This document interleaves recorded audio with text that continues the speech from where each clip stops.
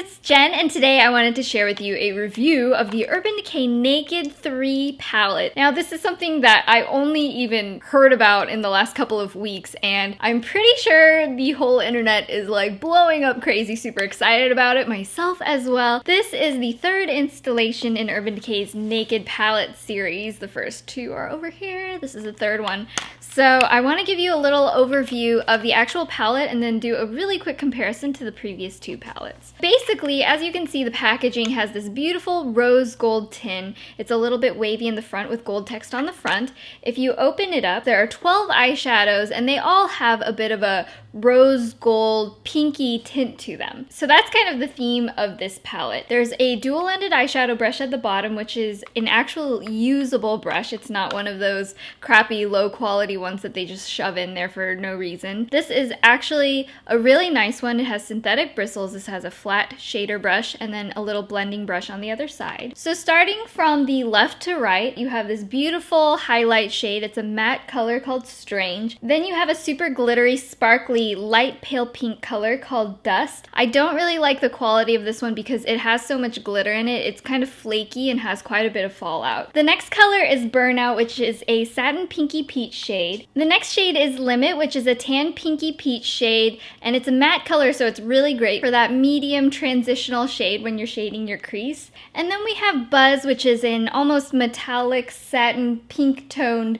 mauve-y kind of shade. And then we have Trick, which is a coppery shade with little silver micro glitters in it. Trick is another one that was a little bit tricky because it didn't swatch quite as pigmented as I like, but it is very, very gorgeous nonetheless, and I like that it's a little bit warmer toned than some of the other colors. And then we have Nooner, which is a medium brown matte color. So this is also another great one if you're a little bit darker skin toned and want a blending out color, or if you just want a matte crease color. Next we have Liar, which is a satin taupey shade with a little bit of a pink overtone to it. And then we have Factory, which is a deeper brown. I really like this one because it's going to be your universal crease color that looks good with all of the other colors. Mugshot is another one in the taupe family, which is a little more of a deeper brown base. And then there's Dark Side, which is a lot darker. This one's very cool because it's a purpley deep taupe with a little bit of a gray overcast. It looks very dynamic, which is great because on the eyes, I find that colors like this look like you put in more work than you actually did. And then their black shade in this particular palette is called Black Heart, which I consider to be a very, very dark chocolate brown, which is a matte and it has copper micro glitters over it. And it's one of my favorite colors in this entire palette. So that's basically all the colors in the entire Naked 3 palette. If you're a fan of pink toned eyeshadows or pink everyday kind of looks, I know those kinds of colors are really, really popular in Asia especially, you will love this palette. Now as far as Naked goes, I would say on those with a yellow skin tone like myself, it doesn't read as being naked or really, really neutral. It's quite pink, but it's still in the family where you can wear it every single day. It's very office appropriate, school appropriate, and you can still get those deep smoky looks. As you can see, I'm wearing this right now and it still looks very everyday neutral. It doesn't look too heavy-handed. In terms of being an opinionated color, it just comes off as being really pretty. So I really love rose golds personally.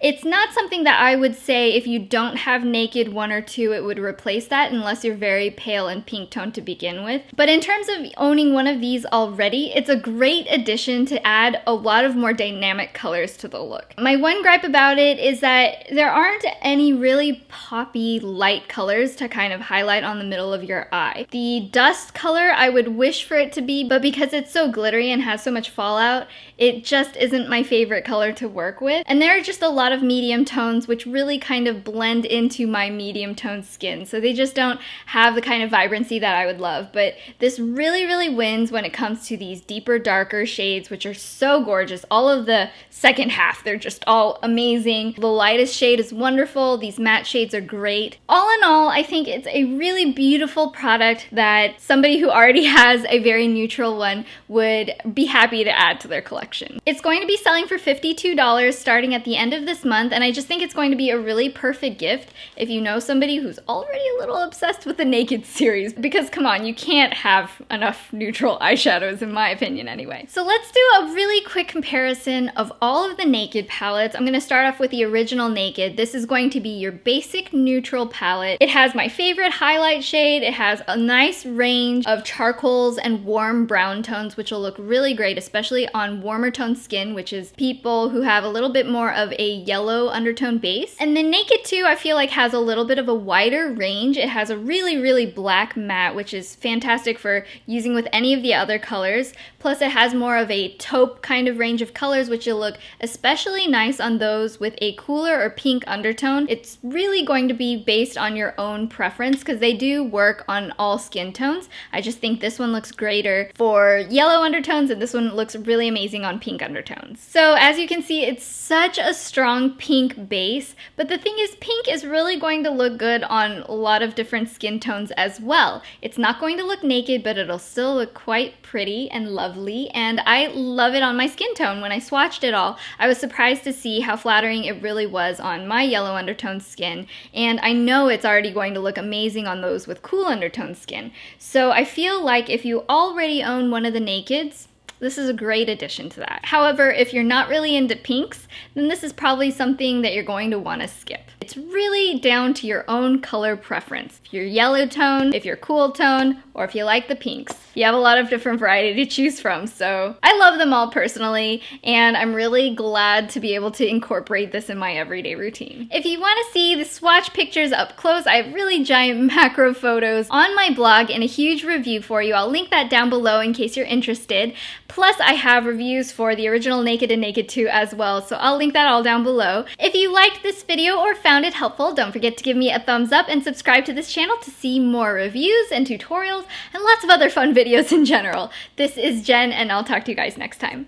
Bye! Hey guys, this is Jen, and today I wanted to share with you the perfect palette tag, which I'm super excited about. Which eyeshadow palette has the best packaging? This one right here, it's part of Too Faced Holiday Collection. This is actually exactly the size of an iPhone because it's an iPhone case.